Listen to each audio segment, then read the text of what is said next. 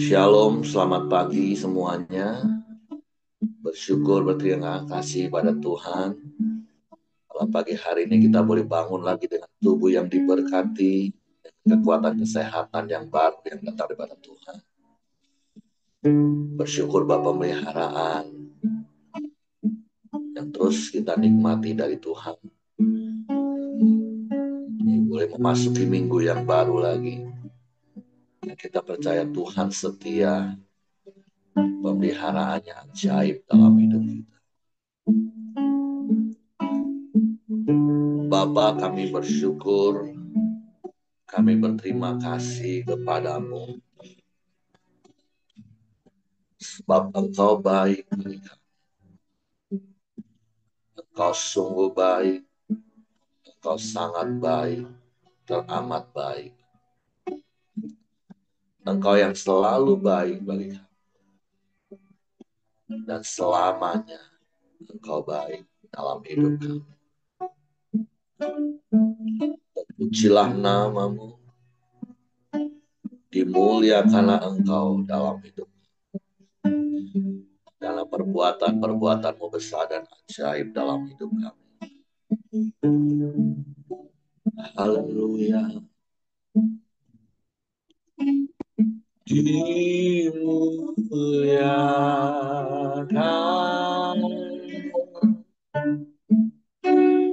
ditinggikan, Yesus Tuhan. Kau Rajaku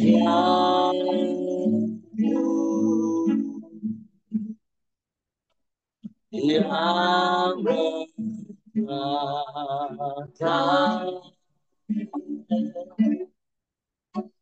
yang berkuasa,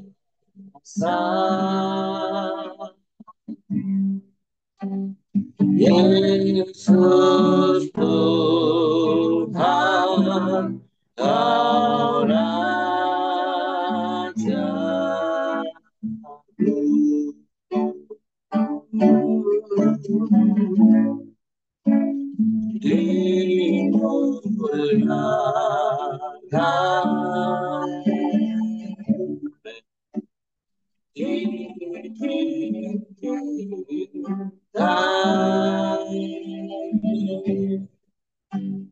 Yesus Tuhan, Kau Rajaku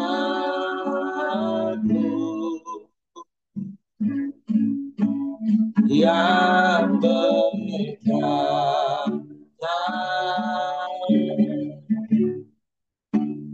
yang berkuasa,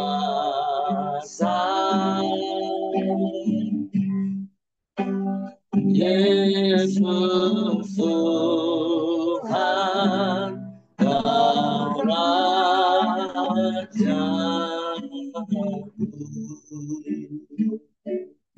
Muliakan Engkau Tuhan, dimuliakan,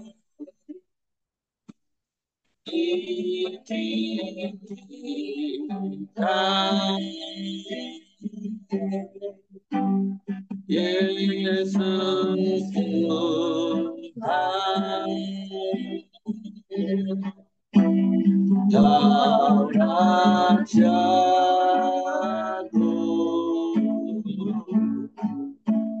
yang berkata,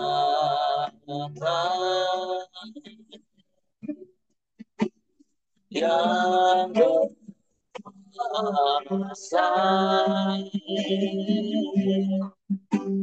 Yesus Tuhan, Kau Rajaku.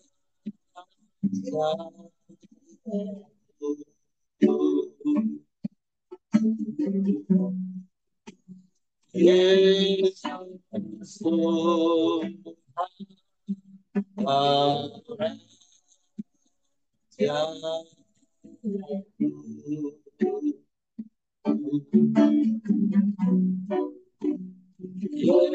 Yesus Tuhan, Kau Raja.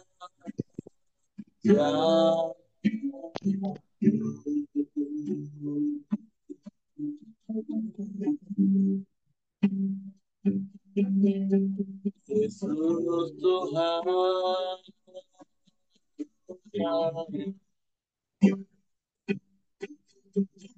Kau Rajaku,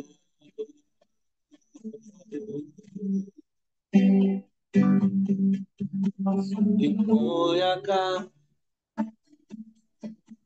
ditinggikan, diagungkan selamanya.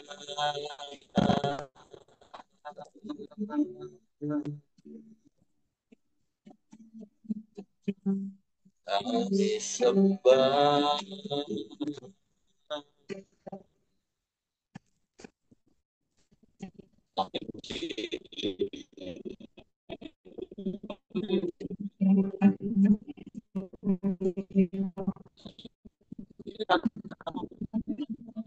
Yesus,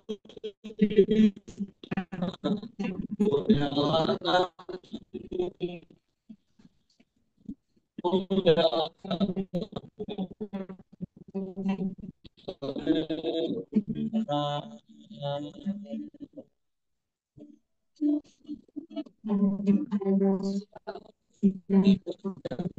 kami memuji.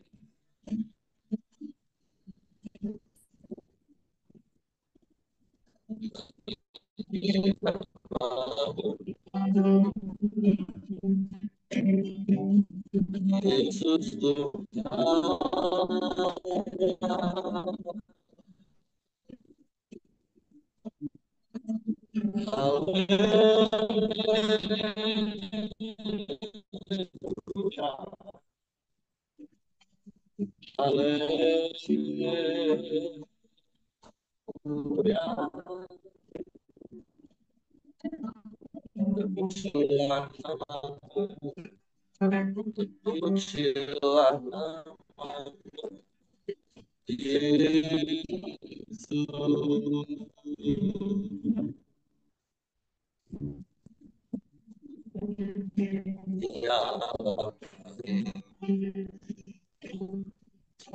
sungguh engkau baik, sangat baik, teramat baik.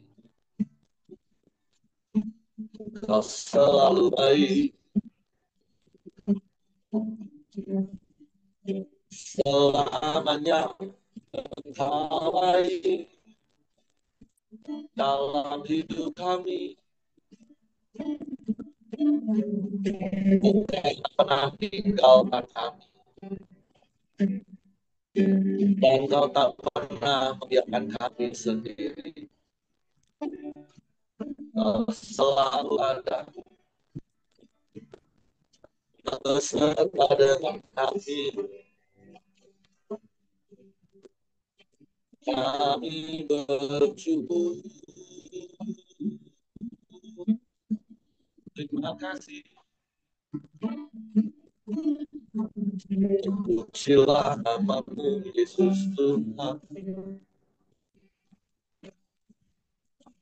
Pujilah.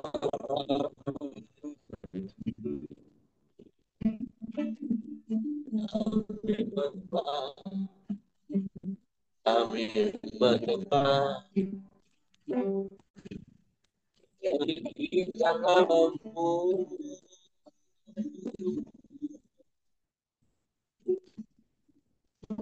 Haleluya.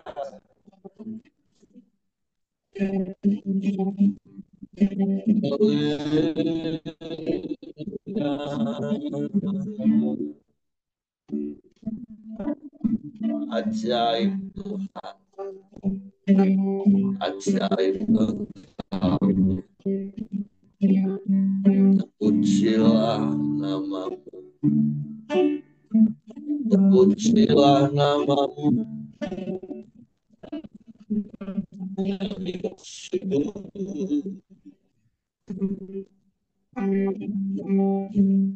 Kami bersyukur.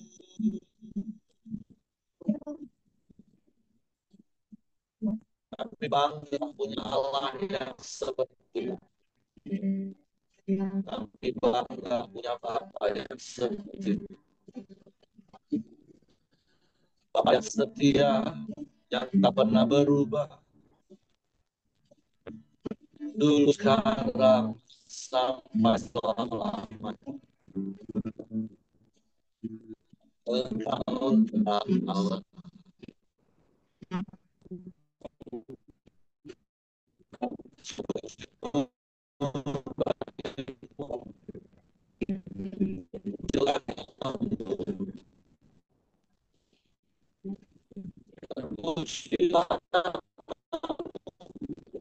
Yesus Tuhan, Engkau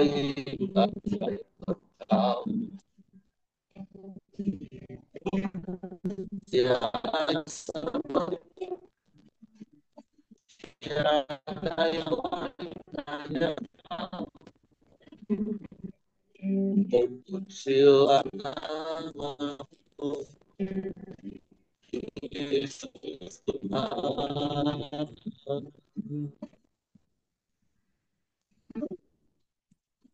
Ajaib, ajaib, ajaib. Berialah, berialah.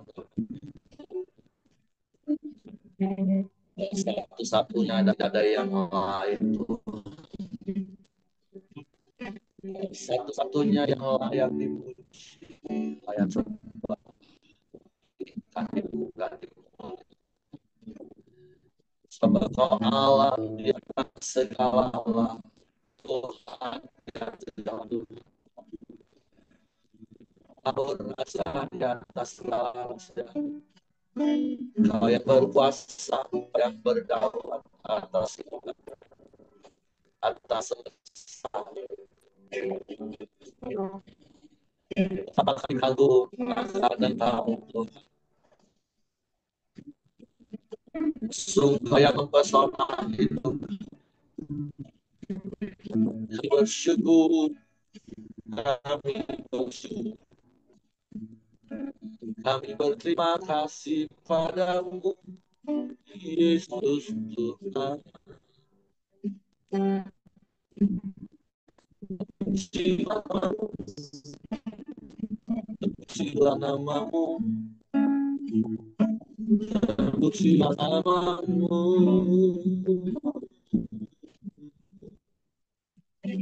Haleluya, haleluya, haleluya, haleluya.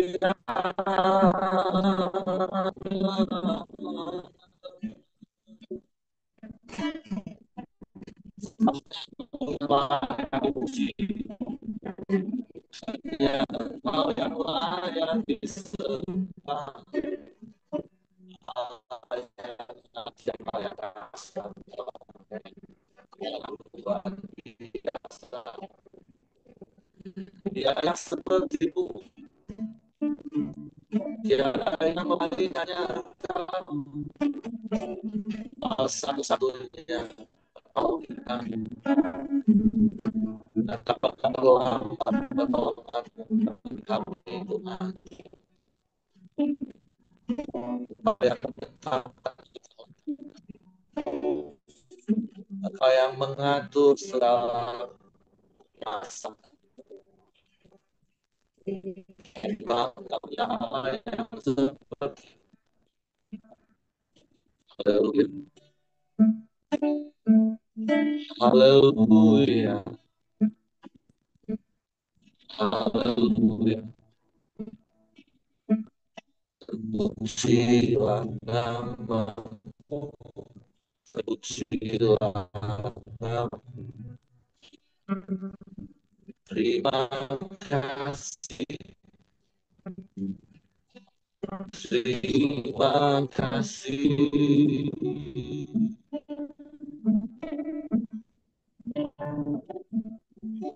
Bersyukur kepada-Mu, sebab Engkau Allah kuasa melanggar segala Tuhan. Suatu kami percaya kepada dan percayakan seluruh hidup kami dalam tangan. Kami aman di dalam-Mu, kami tenang di dekat.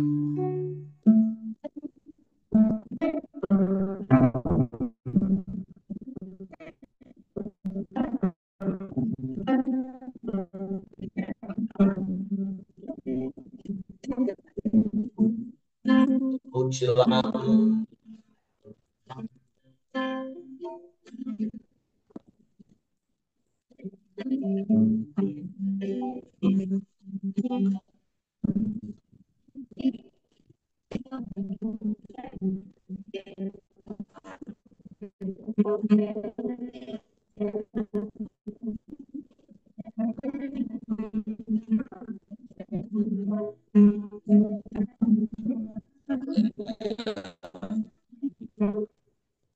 Allah kuasa,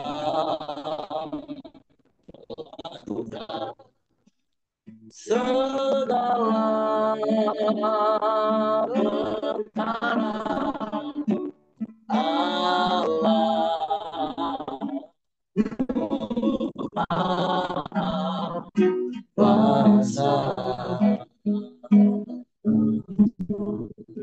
yang ciptakan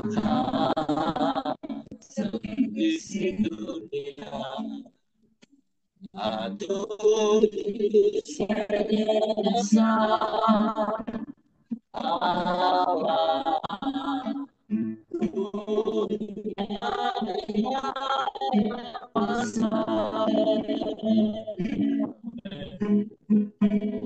Allah kuasa melakukannya segala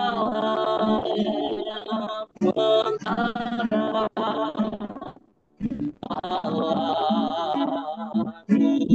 Maha Kuasa, yang ciptakan seisi dunia. Aduh, segala kuasa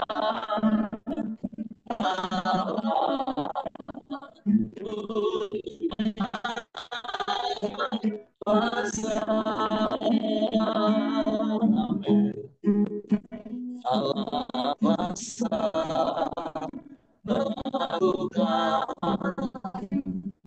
kuasa Allah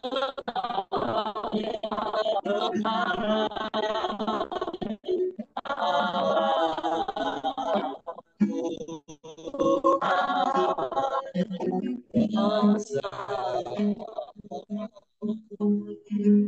Yang ciptakan seisi dunia.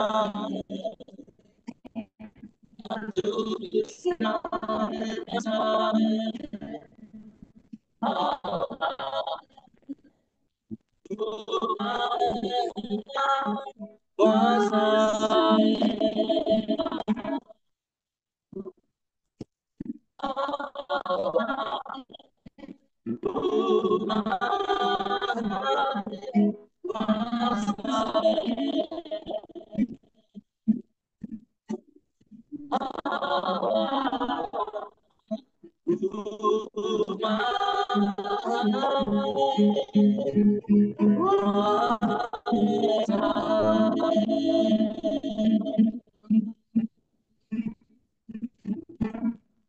sungguh Kau Allah yang Maha Kuasa,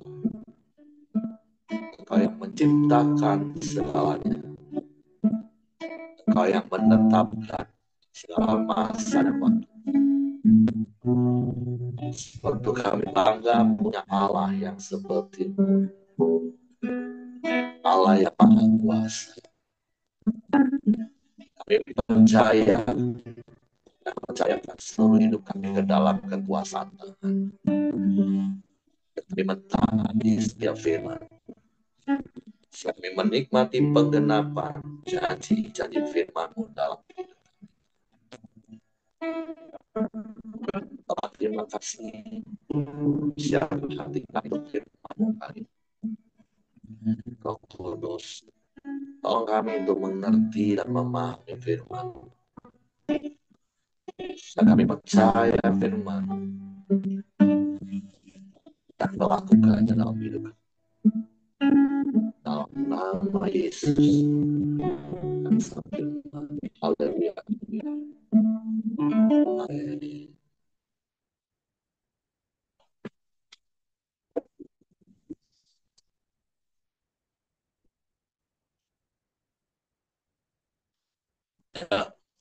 Selamat pagi Bapak Ibu.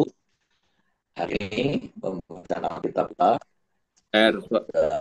kita suara Heri terputus-putus sepecah-pecah.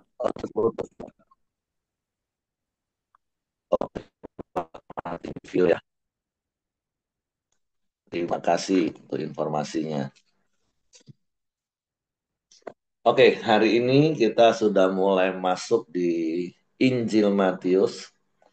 Dan seperti apa yang saya sampaikan di khotbah hari Minggu kemarin, saya berharap setelah kita mengikuti Coram Deo, khususnya pembacaan tiap pasal dari kitab Kejadian sampai Maleaki, yaitu sudah hampir 2 tahun lebih Bapak Ibu ya. Tapi singkat ceritanya seperti yang kemarin saya sampaikan di khotbah, Bapak Ibu jadi lebih mengerti benang merahnya di perjanjian lama. Bahwa Allah yang kita sembah itu Allah yang begitu mengasihi manusia. Bahkan ketika manusia berdosa, kasih Allah tidak pernah berubah. Walaupun pada akhirnya kita tahu kemarin di kitab Maleaki pasal terakhir, akhirnya Tuhan harus berdiam diri selama 400 tahun untuk memproses sebuah umat yang baru. Kalau kita baca di Injil Lukas yang pertama kemarin, untuk mempersiapkan sebuah umat yang layak baginya. Dan doa kita, doa saya, setiap kita yang ada pagi hari ini khususnya, kita itu masuk dalam bilangan umat yang layak bagi Tuhan. Kenapa? Karena seperti apa yang saya sampaikan kemarin di khotbah hari Minggu, kita bukan lagi menjadi orang-orang yang gagal seperti di perjanjian lama, mulai dari Adam, Hawa, Nuh, Abraham, Ishak, Yakub atau Israel, dan ke-12 suku Israel dengan kerajaan sebagai bangsa pilihan Tuhan. Tapi endingnya mereka tetap gagal untuk bertindak sesuai dengan isi hati Bapa. Tetapi di dalam Yesus, seperti apa yang saya sampaikan kemarin, di dalam Yesus kita seharusnya mampu dan pasti mampu. Apalagi kalau saya sampaikan, sebenarnya modus iblis itu nggak berubah. Dan seperti kemarin di 3 ibadah saya tanya, kalau seandainya kita pernah tertipu dengan modus A, dan kemudian beberapa waktu kemudian ada orang yang datang juga kepada kita dan berusaha menipu kita dengan modus yang sama, maka serentak semua orang jawab, ya kita pasti nggak akan ketipu lagi. Karena modusnya sama. Nah, kemarin saya sudah jelaskan berdasarkan firman Tuhan, modus iblis, pola iblis itu juga nggak berubah Bapak Ibu. Hanya 3 hal, keinginan daging, keinginan mata, keangkuhan hidup. Nah, harusnya kita juga menang. Ada 2 alasan. Pertama, ya karena Yesus sudah kasih contoh bahwa melakukan firman itulah satu-satunya cara mengalahkan iblis. Dan yang kedua, karena Tuhan sudah memberikan Roh Kudus, Parakletos, yaitu pribadi pengganti oknum yang digantikan, yang mempunyai kapasitas, kuasa, kemampuan yang sama seperti oknum yang diganti. Jadi seperti Yesus mampu mengalahkan iblis dengan segala tipu dayanya, nah karena ada Roh Kudus, Parakletos itu dalam hidup kita, kita mempunyai kemampuan yang sama untuk mengalahkan. Makanya jangan lagi kita mau diperhamba oleh dosa. Jangan lagi kita mau dikalahkan oleh tipu daya iblis. Nah, itu hal yang harus kita mengerti ketika kita membaca firman Tuhan. Sekali lagi, perjanjian lama kemarin saya kasih judul kegagalan manusia untuk bertindak sesuai dengan isi hati Bapa.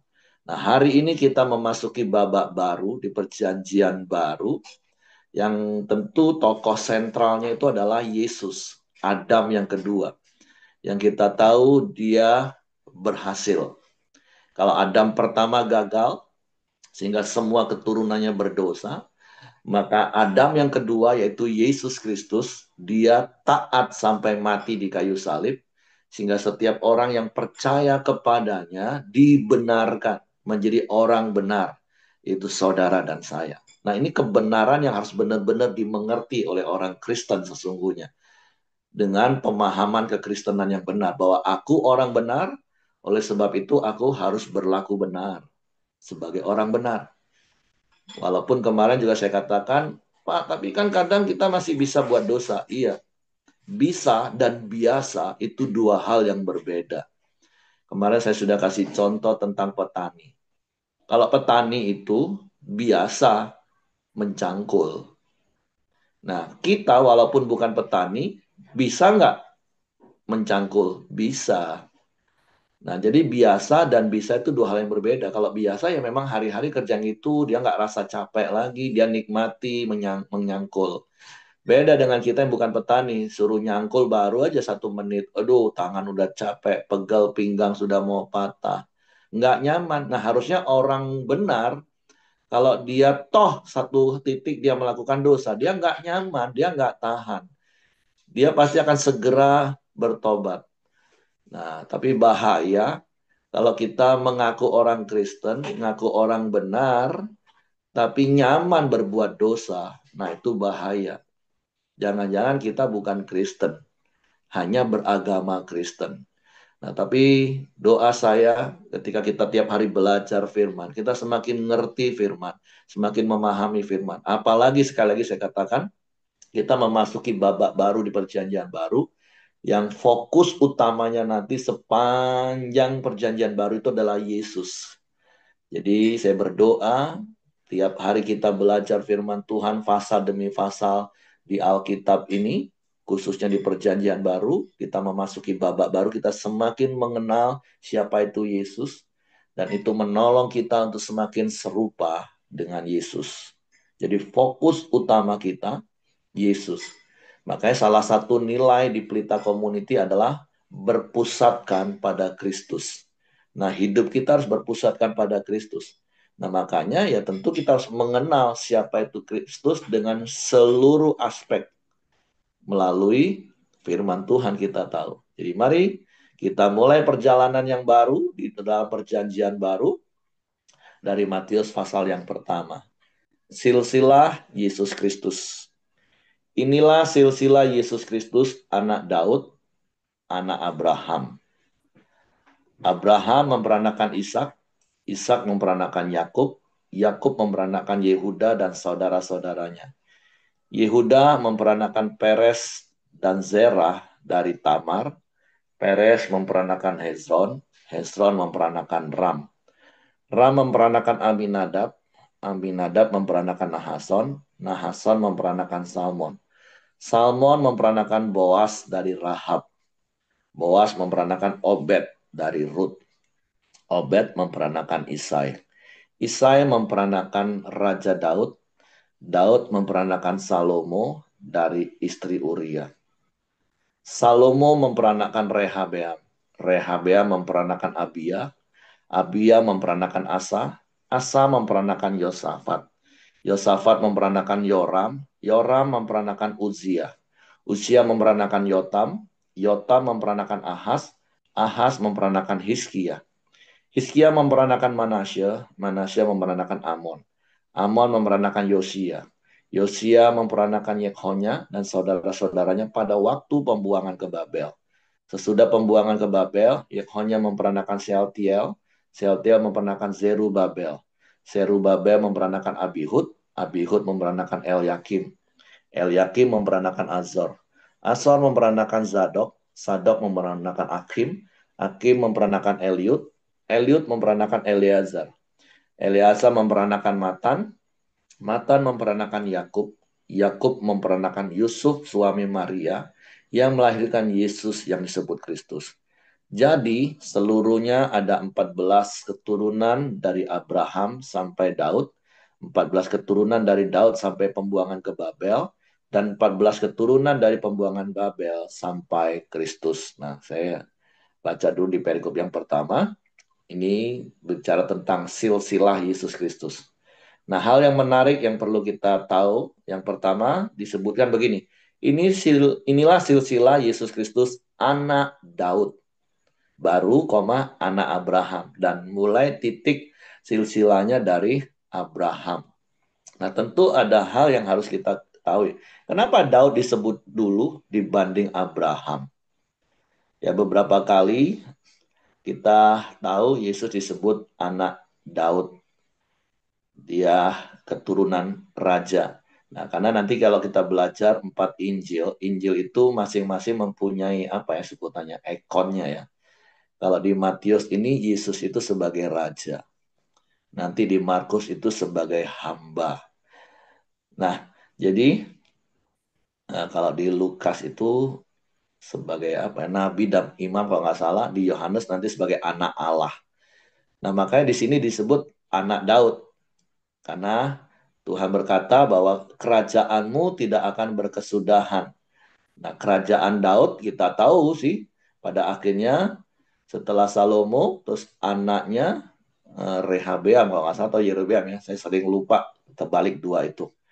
Toh akhirnya berakhir. Tapi apakah dengan kejadian dalam kitab Maleaki berakhir? Enggak. Maka Yesus yang adalah keturunan Raja Daud, dia yang akan memerintah umatnya, kata firman Tuhan, menjadi raja kekal selama-lamanya. Makanya Tuhan nggak salah berkata bahwa kerajaanmu nggak akan berkesudahan. Janji Tuhan kepada Daud. Karena Yesus dari keturunan Daud secara spesifik. Nah, dan baru kemudian anak Abraham. Karena itulah titik awal secara khusus manusia secara personal dipanggil oleh Tuhan untuk mengenal Allah Yehova yang kita kenal di dalam Yesus Kristus sekarang. Dan Abraham juga disebut sebagai bapak dari semua orang percaya. Nah, jadi itu hal yang menjadi pengetahuan, pembelajaran bagi kita. Kenapa anak Daud lebih dulu disebut, baru anak Abraham. Itu dua alasannya. Karena Yesus adalah raja. Nah, dari daftar nama silsilah-silsilah ini tentu hal yang menarik yang saya percaya udah sering dikhotbahkan oleh hamba-hamba Tuhan. Dari antara nama-nama yang ada di silsilah ini, tentu ada 3 nama yang menonjol, 3 nama wanita, yaitu Tamar, Rahab, dan Ruth. Itu adalah mewakili bukan garis keturunan Yahudi asli. Bahkan mereka mempunyai latar belakang, background hidup ya yang nggak baik. Seperti Rahab khususnya. Itu perempuan sundal. Kitab Ibrani dengan jelas katakan, dia perempuan sundal. Nah, Tamar itu juga pernah, maaf ya, menjebak mertuanya karena tidak bersegera memberikan anak bungsunya untuk menikahi dia. Karena adat zaman itu, kalau ada seorang laki-laki menikah dan kemudian dia meninggal tanpa mempunyai keturunan, maka adik laki-lakinya itu harus menggantikan dia, menikahi, mantan kakak iparnya itu. Bukan mantan kakak, iya, kakak iparnya yang ditinggal meninggal oleh kakak laki-lakinya. Dan anak yang dilahirkan pertama itu bukan menjadi anak dia secara garis keturunan, tapi menjadi anak dari kakaknya yang meninggal. Nah, kita tahu kisah itu anak yang pertama, anak yang kedua meninggal ketika menikah dengan Tamar. Nah, tinggallah si Sheila, anak yang paling kecil, yang waktu itu memang mungkin masih terlalu kecil. Makanya alasannya oleh Yehuda nggak dikasih. Nantilah, kan masih kecil. Padahal alasan terbesarnya adalah Yehuda takut nanti kalau nikahin dengan Tamar, mati juga. Nah, sampai ditunggu-tunggu waktunya dan ketika dilihat sebenarnya sudah dewasa, tapi tetap juga nggak dinikahkan dengan dia, makanya Tamar menjebak mertuanya dengan menyamar sebagai perempuan sundal dan ya kita tahu Yehuda itu ternyata maaf suka jajan juga. Ya maklum juga mungkin sudah menduda lama waktu itu ya. Makanya bicara tentang prostitusi itu kayaknya sudah sejak zaman purbakala, sejak manusia jatuh dalam dosa.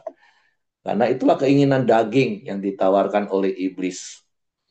Jadi, dan keinginan mata tentunya, keangkuhan hidup. Salah satu bentuknya ya prostitusi. Bahkan makanya makanya berkali-kali saya katakan, kalau kita baca Alkitab jangan memiliki sudut pandang seperti orang yang nggak pernah tahu tentang Alkitab sehingga mereka ngomong, ih katanya kitab suci, tapi kok isinya hal-hal yang najis. Ya bayangilah orang pergi ke prostitusi dicatat di Alkitab. Tapi kan kita tahu dampak akibatnya dari apa yang dilakukan Yehuda. Walaupun tentu sekali lagi dalam segala kelemahan, Tuhan juga tetap menetapkan mereka di dalam garis silsilah. Rahab itu perempuan sundal dengan jelas disebut. Ruth itu orang yang tadinya nggak percaya kepada Tuhan. Tapi tentu sekali lagi ada maksud kenapa Tuhan izinkan hal itu terjadi. Ya, sama. Kita ini juga adalah orang-orang yang harusnya bukan garis keturunan. Tapi kita sekarang dimasukkan menjadi anak-anak Allah. Nah, jadi bersyukur, berterima kasih kepada Tuhan. Tamar, Rahab, Ruth, yang seharusnya nggak layak dalam tanda kutip menurut ukuran manusia, masuk pada garis keturunan Yesus. Tapi toh, karena kasih Tuhan, Tuhan izinkan hal itu terjadi. Dan itu juga meneguhkan hati kita. Kita yang tadinya bukan umat, sekarang menjadi umat. Kita yang tadinya bukan anak, menjadi anak. Kita yang tadinya orang yang jauh, sekarang menjadi dekat. Kita yang tadinya berdosa, sekarang menjadi benar. Semua hanya karena kasih karunia Tuhan. Yang secara khusus kita tahu nanti di sepanjang perjanjian baru, melalui Yesus Kristus. Makanya ayat yang kemarin saya baca di khotbah saya, hanya karena satu pribadi, yaitu Yesus, maka kita dibenarkan. Kita menjadi anak Allah. Jadi betapa bersyukurnya kita Bapak Ibu. Dan saya mendorong, saya berdoa, Bapak Ibu benar-benar menghargai karya keselamatan itu. Sehingga kita tidak seperti Esau yang memandang ringan hak kesulungan itu. Yang menjualnya dengan semangkok kacang merah. Yang firman Tuhan katakan kemudian ketika dia menginginkan kembali, bahkan dengan menangis, dia nggak dapat Bapak Ibu. Jadi jangan sia-siakan hak sebagai anak Allah yang Tuhan sudah berikan kepada kita dengan terus hidup di dalam dosa. Apalagi seperti kitab Maleakhi kemarin kita sudah baca menjadi peringatan terakhir di perjanjian lama. Mereka berbuat jahat tapi mereka berpikir bagi Tuhan itu tetap baik. Seperti yang berkali-kali saya katakan kemarin juga saya katakan di khotbah saya. Orang kalau salah ngerti tentang firman, dipikir Tuhan di perjanjian lama dan Tuhan perjanjian baru itu beda. Side impact-nya, dampaknya, dan negatif dampaknya adalah, oh Tuhan di perjanjian baru itu penuh kasih. Tuhan di perjanjian baru itu selalu mengampuni. Sehingga akhirnya dia jadi orang beragama Kristen yang suka-suka. pola hidupnya berbuat dosa, biasa buat dosa, bukan bisa buat dosa lagi. Karena pikirannya sudah disesatkan seperti bangsa Yehuda di kitab Maleaki. Mereka pikir mereka berbuat jahat pun Tuhan tetap baik. Tapi Paulus pernah ingatkan kepada jemaat di Roma, ya perhatikan kemurahan Tuhan. Tapi perhatikan juga kekerasannya, ketegasannya. Nah, tapi saya percaya ketika kita menyadari betul kita yang tadi harus binasa, kita yang tadinya jauh, kita yang tadinya bukan umat, kita yang tadinya bukan anak, tapi sekarang kita menjadi orang benar, kita menjadi dekat, melekat kepada Tuhan, kita jadi umat pilihan, kita jadi anak. Harusnya itu sudah lebih dari cukup bagi kita untuk kita menghargai karya keselamatan itu dengan kita hidup benar seturut dengan firman Tuhan. Sekalipun iblis selalu berusaha untuk menipu kita. Tapi doa kita bersama, Roh Kudus yang ada dalam hidup kita, yang menolong kita, memampukan kita, membawa kita kepada seluruh kebenaran firman Tuhan. Sehingga sampai Maranatha nanti, kita masih tetap ada di dalam garis silsilah sebagai anak Allah. Itu yang menjadi kerinduan setiap kita. Di waktu yang semakin singkat, kedatangan Yesus kali yang kedua, mari kita terus mempertahankan iman kita. Walaupun saya katakan berkali-kali, nggak usah stres Bapak Ibu. Karena Roh Kudus yang menolong kita. Kalau kita andalkan kekuatan kita, ya stres kita. Tapi peka, taat, dengerin apa yang Roh Kudus katakan. Kau akan menikmati perjalanan hidupmu dengan penuh sukacita. Hidup dalam kebenaran. Dan menikmati janji-janji firman Tuhan digenapi. Oke, saya masuk perikop yang kedua dengan judul perikop kelahiran Yesus Kristus. Kelahiran Yesus Kristus adalah seperti berikut. Pada waktu Maria ibunya bertunangan dengan Yusuf, ternyata ia mengandung dari Roh Kudus sebelum mereka hidup sebagai suami istri. Karena Yusuf suaminya seorang yang tulus hati dan tidak mau mencemarkan nama istrinya di muka umum, ia bermaksud menceraikannya dengan diam-diam. Tetapi ketika ia mempertimbangkan maksud itu, malaikat Tuhan nampak kepadanya dalam mimpi dan berkata, Yusuf, anak Daud, janganlah engkau takut mengambil Maria sebagai istrimu. Sebab anak yang di dalam kandungannya adalah dari Roh Kudus. Ia akan melahirkan anak laki-laki dan engkau akan menamakan dia Yesus. Karena dialah yang akan menyelamatkan umatnya dari dosa mereka. Hal itu terjadi supaya genaplah yang difirmankan Tuhan oleh Nabi. Sesungguhnya anak darah itu akan mengandung dan melahirkan seorang anak laki-laki. Dan mereka akan menamakan dia Immanuel, yang berarti Allah beserta kita. Sesudah bangun dari tidurnya, Yusuf berbuat seperti yang diperintahkan malaikat Tuhan itu kepadanya. Ia mengambil Maria sebagai istrinya, tetapi tidak bersetubuh dengan dia sampai ia melahirkan anaknya laki-laki. Dan Yusuf menamakan dia Yesus. Tadi disebutkan juga waktu malaikat ngomong kepada Yusuf, Yusuf anak Daud. Jadi sekali lagi Injil Matius berulang akan menegaskan bahwa Yesus itu keturunan raja. Karena memang Yesus raja di atas segala raja. Nah, apa yang kita bisa belajar dari perikop yang kedua? Tentu kita belajar yang pertama dari Yusuf. Nanti kalau di Injil Lukas kita akan secara spesifik belajar dari Marianya. Tapi di Injil Matius yang jadi fokusnya adalah Yusuf. Ya tentu bukanlah perkara yang mudah bagi seorang pria, apalagi di zaman itu. Ketika hukum Taurat masih berlaku dengan begitu ketat tentang perzinahan, itu hukumannya jelas, mati, dirajam dengan batu. Ketika Yusuf mengetahui Maria hamil, dan dia tahu pasti itu bukan karena perbuatan dia. Ya kalau itu perbuatan dia, ya udah pastilah dia harus berani bertanggung jawab. Ini dia yakin, seyakin-yakinnya itu bukan perbuatan dia. Dia belum pernah menyentuh Maria. Tapi tiba-tiba Maria hamil. Ya secara normal, secara wajar, dia berusaha untuk menceraikan baik-baik, diam-diam, nggak ngomong. Tetapi yang kita bisa belajar adalah ketika malaikat Tuhan mengingatkan, meneguhkan, memberitahu, Yusuf taat, walaupun konsekuensinya itu nggak ringan. Konsekuensi sosial, belum lagi sekali lagi konsekuensi hukum kalau sampai ketahuan. Tapi yang kita belajar dari Yusuf, ya terkadang untuk kita melakukan firman Tuhan ada konsekuensi secara sosial, secara daging. Tapi sesungguhnya percayalah ketika kita lebih taat kepada firman Tuhan, maka Tuhan akan membela firman-Nya. Itu prinsip yang berkali-kali saya ajar karena itu prinsip yang berkali-kali kami lakukan. Ketika kita hidup sesuai dengan firman, Tuhan itu pasti bela firman-Nya. Ketika kita melakukan firman, Tuhan pasti menggenapi janji-janjinya. Karena kalau Bapak Ibu baca di dalam firman Tuhan, setiap perintah Tuhan, firman yang dalam bentuk perintah, itu selalu disertai dengan janji berkat di dalamnya. Makanya berkali-kali saya katakan, kasih Tuhan memang tak bersyarat Bapak Ibu. Tapi janji Tuhan itu bersyarat.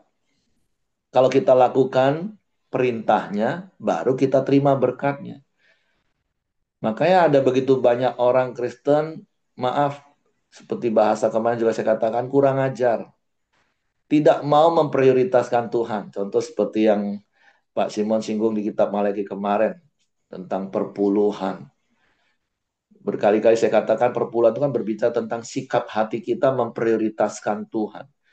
Pokoknya begitu dapat berkat, yang pertama itu kita kembalikan kepada Tuhan.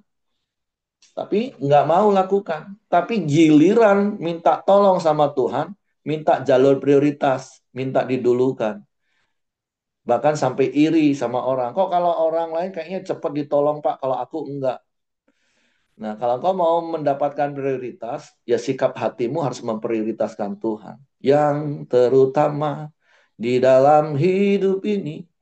Nah, jadi mari belajar seperti Yusuf. Taat kepada firman. Sebagai bentuk sikap hati memprioritaskan Tuhan. Sebagai yang utama. Walaupun tentu sekali lagi mungkin secara daging ada risikonya. Tapi Yusuf berani mengambil risiko demi untuk mentaati firman Tuhan. Nah, ini sikap yang harus kita juga lakukan dalam hidup kita. Dan kita tahu hal yang berikutnya adalah ada kalimat katakan hal itu supaya genaplah firman yang difirmankan oleh Nabi. Bahkan nanti besok di pasal yang kedua, beberapa perikop akan memakai kalimat yang sama. Apa yang dapat kita pelajari? Bahwa firman Tuhan itu pasti digenapi. Di perjanjian lama kemarin kita sudah belajar. Tuhan punya banyak cara. Tuhan bisa pakai apa saja dan siapa saja untuk menggenapi firman-Nya. Bahkan ketika Tuhan ngomong, bangsa Yehuda kau akan ada di Babel selama 70 tahun dan sesudah itu akan kembali ke Yerusalem. Siapa yang pernah menduga bahwa tiba-tiba kerajaan Babel runtuh oleh kerajaan Persia dan Raja Kores, raja pertama, tiba-tiba saja mengizinkan mereka pulang. Kalau secara manusia. Tapi dari ayat firman Tuhan kita tahu itu bukan tiba-tiba. Tuhan yang menggerakkan. Tuhan yang intervensi. Jadi sungguh Tuhan itu yang berdaulat penuh atas hidup kita. Tuhan yang berdaulat penuh atas semesta. Jadi mari Bapak Ibu, tundukkan hidupmu di bawah kedaulatan Tuhan. Dan percayalah, apapun yang Tuhan nyatakan, apapun yang Tuhan tetapkan, itu mendatangkan kebaikan bagi kita. Sebab itu tetap pegang teguh janji firman Tuhan. Sebab dia Allah kuasa melakukan segala perkara. Bahkan segala masa waktu Tuhan yang menetapkan. Mari tundukkan hidupmu kepada Tuhan yang Maha Kuasa ini dengan engkau mempercayai firman-Nya. Dan bukti percaya kita adalah lakukan firman-Nya. Oke, itu saja yang saya sampaikan pagi hari ini untuk mengawali perjanjian baru dari Injil Matius pasal yang pertama. Oke, silakan Hengki. Ya, terima kasih Pak Heri. Mari kita masuk dalam doa syafaat kita di pagi hari ini. Bapak yang baik, kami bersyukur buat kebaikan-Mu ya Tuhan. buat anugerah-Mu, buat kemurahan-Mu ya Tuhan. Sehingga kami di pagi hari ini bisa bangun dengan keadaan yang baik, keadaan yang sehat ya Bapa. Terima kasih buat kebenaran firman-Mu ya Tuhan. Buat Engkau Tuhan Allah yang telah lahir ke dunia karena Engkau mengasihi setiap kami manusia ya Bapa. Supaya setiap kami bisa percaya melalui anak yaitu Tuhan Yesus Kristus ya Bapa. Terima kasih buat segala firman-Mu yang Engkau firmankan ya Bapa. Biarlah kami terus akan membaca, mengerti, dan terus mempraktekkannya ya Bapa. Terima kasih ya Tuhan buat kebenaran firman-Mu di pagi hari ini dan juga buat Pak Heri yang telah menyampaikan kebenaran-Mu. Tuhan berkati Pak Heri, Tuhan pakai lebih lagi ya Bapak. Tuhan juga berikan kesehatan, kekuatan, dan perlindungan buat istri dan juga anak-anaknya dimanapun mereka berada ya Bapak. Dan juga di mana nanti ada acara pernikahan Michael ya Tuhan. Tuhan juga berkati acara anak Pak Heri ini ya Bapak. Terima kasih ya Bapak, kami serahkan Pak Heri dan juga keluarga besarnya ke bawah tangan kuasa-Mu. Dan juga setiap kami yang hadir di pagi hari ini, baik suami, baik istri, dan juga anak-anak, menantu, dan cucu kami. Tuhan terus berkati setiap mereka ya Bapak. Kami percaya Tuhan terus ada di tengah-tengah kehidupan mereka. Tuhan yang memberi mereka hikmat, Tuhan yang memberkati setiap langkah-langkah kehidupan anak-anak kami ya Tuhan. Terima kasih dimanapun mereka berada, Tuhan senantiasa ada menemani kehidupan mereka ya Bapa. Terima kasih ya Tuhan, di pagi hari ini kami sepakat sehati berdoa buat Pak Ahyong ya Tuhan.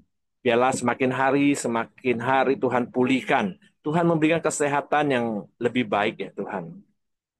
Kami percaya setiap operasi yang telah dilaksanakan ya Tuhan, boleh pulih kembali di dalam nama Tuhan Yesus ya Tuhan. Terima kasih. Kami juga serahkan istri dan juga anak-anak menantu Pak Ahyong ke bawah tangan kuasa-Mu ya Bapa. Terima kasih. Kami juga berdoa buat Ibu Dorcas. Tuhan senantiasa memberikan pemulihan dan kesehatan yang terbaik atas Ibu Dorcas juga ya Bapa. Terima kasih. Kami terus berdoa buat bangsa dan negara kami Indonesia. Tuhan berkati bangsa kami. Tuhan bawa bangsa kami hari demi hari lebih baik. Perekonomian yang lebih baik, keamanan yang lebih baik atas bangsa ini ya Tuhan. Tuhan juga berkati pemerintahan kami yang ada ya Tuhan. Dan juga setiap menteri-menteri yang ada juga Tuhan berkati ya Bapak. Biarlah mereka terus menjalani tanggung jawab pekerjaan mereka untuk memajukan bangsa Indonesia dan mensejahterakan rakyat Indonesia ya Tuhan. Tuhan berkati pemerintahan kami dari pusat sampai ke daerah ya Bapak. Biarlah roh takut akan Tuhan terus ada di dalam pemerintahan kami ya Tuhan. Biarlah mereka terus membawa bangsa ini supaya lebih aman dan tentram ya Bapak. Tentu terima kasih ya Tuhan, kami serahkan bangsa dan pemerintahan kami Indonesia ke bawah tangan kuasa-Mu. Mari kita sama-sama doa Bapa kami. Bapa kami yang di surga, dikuduskanlah nama-Mu, datanglah kerajaan-Mu, jadilah kehendak-Mu di bumi seperti di surga. Berikanlah kami pada hari ini makanan kami yang secukupnya, dan ampunilah kami akan kesalahan kami, seperti kami juga mengampuni orang yang bersalah kepada kami. Dan janganlah membawa kami ke dalam pencobaan, tapi lepaskanlah kami daripada yang jahat. Karena Engkau punya kerajaan dan kuasa dan kemuliaan sampai selama-lamanya. Amin. Silakan Pak Heri. Bapak, kami juga terus berdoa bersepakat untuk Ko Abi, suami dari Ibu Ros. Tuhan pulihkan dengan sempurna oleh kuasa bilur-bilur Yesus. Dalam nama Yesus jadilah sehat, jadilah kuat. Semua sistem sarafnya, motoriknya kembali dipulihkan, jadi normal. Dalam nama Yesus sehingga dapat beraktivitas dengan baik. Seluruh pembuluh darahnya boleh dialiri darah dengan lancar, dan seluruh sistem organ-organ tubuhnya, sistem mencerna metabolisme, semua bagian dalam tubuhnya berjalan dengan baik. Kami berdoa di dalam nama Yesus Tuhan. Kami juga mau berdoa bersepakat untuk mama dari Ibu Eva, atau mama mertua dari Bapak Johan Wu, yang juga dalam keadaan sakit. Kami bersepakat bila tangan kemurahan-Mu, kuasa bilur-bilur-Mu menjamah dan menyembuhkan. Di dalam nama Yesus Tuhan, supaya ada kasih karunia dan kemurahan untuk Mama Eva atau Mama mertua Johan, Bu, sehingga mengalami kuasa kesembuhan yang datang daripadamu. Terpujilah namamu Tuhan. Kami bersyukur buat hari baru penuh berkat, penuh kemenangan dan sukacita yang melimpah yang kau jadikan bagi kami. Tutup bungkus kami dengan kuasa darah Yesus. Malaikat memagar tempat tinggal kami, menyertai keluar masuk kami sepanjang hari ini dalam seluruh aktivitas kami. Dan biarlah engkau yang dipermuliakan. Terpujilah namamu, biarlah kasih karunia Bapa, damai sejahtera dari Yesus Kristus, serta pimpinan persekutuan Roh Kudus menyertai kita sekarang mulai hari ini sampai Maranatha. Dia Yesus datang kali yang kedua. Di dalam berkat nama Tuhan Yesus Kristus. Haleluya. Amin. Oke, semangat pagi. Selamat beraktivitas. Tuhan memberkati. Itu si Ko Abi bisa dihubungi enggak ya? Telepon. Oh, harus mungkin Tak jelas baru kau Her. Mati be anunya. Buros bisa. Oh, mau ngomong sama Pak Abi ya? Dia. Telepon Buros bisa kok, Pak. Oh gitu ya. Iya, bisa kok. Ya, oke. Gimana kondisinya? Kemarin sih sudah agak bagus ya. Hmm. Waktu aku lihat yang kedua kali sih udah lebih bagus, udah bisa makan. Ngomongnya juga udah bagus. Oh. Dia itu baru mau gejala ya. Iya, Pak. Awal-awal kena susah ngomong.